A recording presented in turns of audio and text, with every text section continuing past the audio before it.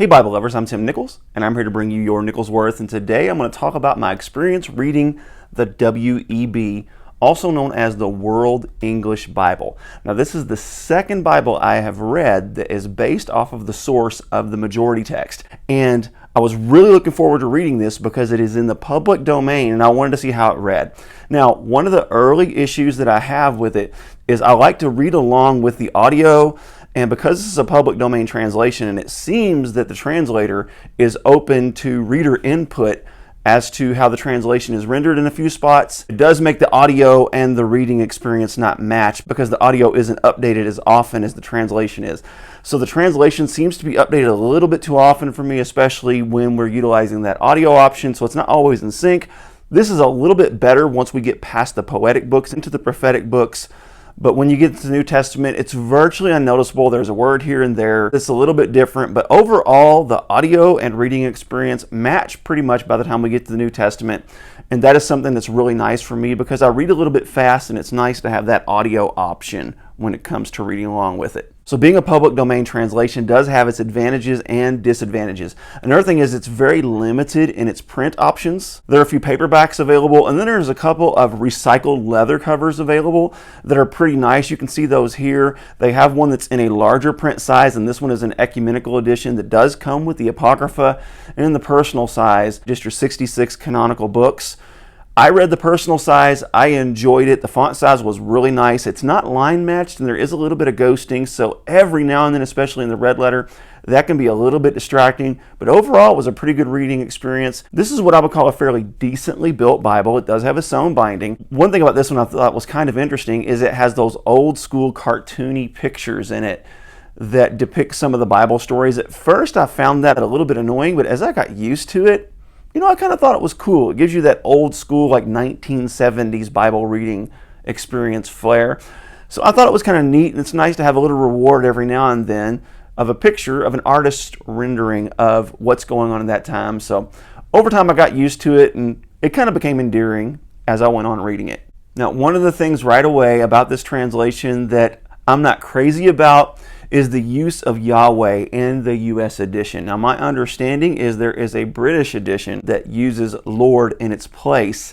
I had a little bit of trouble finding those in print, but I do think they have a few in print. There's definitely a paperback, but I haven't really been able to find any of the recycled leather ones, although I've been told that they do exist. I've just had a little bit of trouble finding it. I'll put the link to the World English Bible web store so you can check out what they have to offer and see if you want to get your own copy, because it is interesting having a public domain translation. And it's also interesting having a translation that's translated from the majority text rather than the critical apparatus or the Textus Receptus. If you remember, recently I read the New Jerusalem version, not to be confused with the New Jerusalem Bible.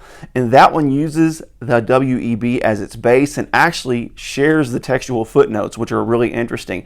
So the textual footnotes in this were extremely useful. They're not extremely robust, but they're extremely useful. And one thing that's a little bit jarring that you have to get used to is seeing the Textus Receptus and the critical apparatus being footnoted along with the Dead Sea Scrolls and the Septuagint and some other sources. So when you're not used to seeing the Textus Receptus or the critical apparatus footnoted, it is a little jarring at first, but ultimately it lets you know that, hey, there's another textual source out there, the majority text, that is being used as a text base here, and it really brings it all into balance, letting you know what each textual witness has to say about certain various passages and some of them that are considered variants and beyond, which I'm going to talk about a couple of those. Now, one thing about this translation that I did find particularly annoying was the overuse of contractions, and this was especially noticeable in the poetry. Now, there are other translations that use contractions, but they seem to use them sparingly and only when necessary, where this one used them a lot.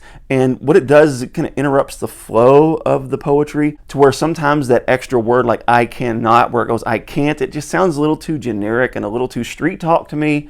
But ultimately, if contractions are something you can handle, the poetry actually reads pretty good aside from that. It's just the contractions that kind of unsettle me a little bit and make me think this doesn't sound as flowy or as poetic as it could. And even in some of the prose, I found the contractions a little bit annoying, but that may just be because I was already overly annoyed by it with the biblical poetry. But that's just something to keep in mind as you're reading through it, is it does like to use a lot of contractions. One thing I particularly liked about this translation was a lot of times when you see in the Old Testament and the New Testament the word hell, you don't realize that sometimes it's talking about different things. The word in the Old Testament, hell, is generally Sheol, and that just means the grave, not the place of fire that we have learned to be in New Testament Christianity. But they also used Gehenna. In the New Testament, sometimes the word for hell is Gehenna, which was like a garbage dump city that was just constantly on fire, burning refuse, which gives you an idea of what hell is like. Another example is in 2 Peter, where it refers to the angels that fell being held into hell, and that is actually the Greek word Tartarus, and Tartarus is known as a prison for evil spirits. So that's a little bit different than hell as we know it, but it's only used one time in the New Testament. But to have those delineations, to know exactly what we're talking about when we're talking about hell, not necessarily talking about the same place in all of these examples. So in the Old Testament we have the grave, in the New Testament we have this city that's a burning dump that is an illustration of what hell is going to be like, and then we have Tartarus. So I really like that use because you can tell what's going on in each situation, where if you just use the word hell, it's hard to differentiate and separate between those. Another thing about this translation that I really enjoyed is in the New Testament, when talking about the church, which is the Greek word ecclesia, they actually use the word assembly instead, which is really cool because sometimes people don't know what church means. Sometimes people think that church means the building. While the building is called the church more is the people that are assembled. So I really appreciate that little nuance there, to where we know when we're talking about the church, we're talking about more than a building. We're actually talking about the people that assemble in that building. Another couple of interesting things in this translation I noticed in Romans chapter 14. If you read it out of here, it says in verses 24 through 26, "Now to him who is able to establish you according to my good news and the preaching of Jesus Christ according to the revelation of the mystery which has been kept secret through long ages, but now has been revealed, and by the scriptures of the prophets, according to the commandment of the eternal God, is made known for the obedience of faith to all nations, to the only wise God, through Jesus Christ, to whom be the glory forever. Amen."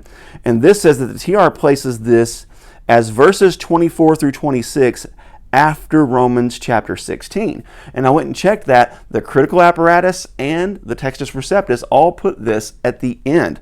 So if you go to the end of this, it's going to end 2 verses earlier. This is going to end on Romans chapter 16, verse 24, to where your Textus Receptus and critical text Bibles are going to have that ending going through verse 26.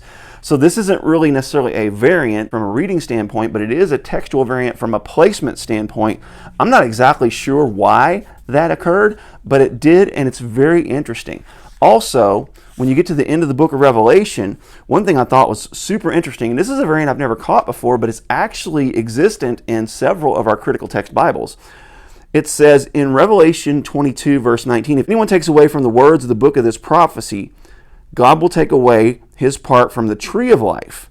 Now the King James, the New King James, the MEV, and any Textus Receptus based translation is going to have the word book. Now also the Latin uses the word book. So it says it has his name taken away from the book of life. But the majority text and critical text Bibles, for example, the NIV, the NASB, the ESV, and beyond are all going to have God will take away his part from the tree of life. So I thought that was a really interesting variant there, one that I'd never picked up, and that's why I like to read a lot of different translations, is because sometimes you'll pick up something in one that you've never picked up in any of the others. And also the controversial Genesis chapter 3 verse 16, I'll go ahead and tell you how this one renders as well. It says, "To the woman he said, I will greatly multiply your pain in childbirth. You will bear children in pain. Your desire will be for your husband, and he will rule over you." It seems they utilize that more traditional rendering of your desire shall be for your husband. And later on when it says in Genesis chapter 3, when Cain is wrestling with his sin, it says its desire is for you. It seems to be that its desire is to control you, for you. Instead of contrary to or working against, it seems to be it's wanting to overtake. So this one seems to indicate that as a result of the fall, that the role of men and women are going to be a little more convoluted, and the woman is often going to want to control or take over the man's role. It's going to be up to the man to stop that from happening. So overall, I read this in about 5.5 months. Really enjoyed the read through. There are a few difficulties and a few little hang-ups here and there, but overall, really good experience, and I am glad to have the second majority text under my belt. Also, If you notice, that larger print is an ecumenical version, so it does include the Apocrypha. Now, I did not read the Apocrypha in this edition. I've read the Apocrypha in the Douay-Rheims, and I've read the Apocrypha in the NRSV. Not the updated edition, but the previous edition.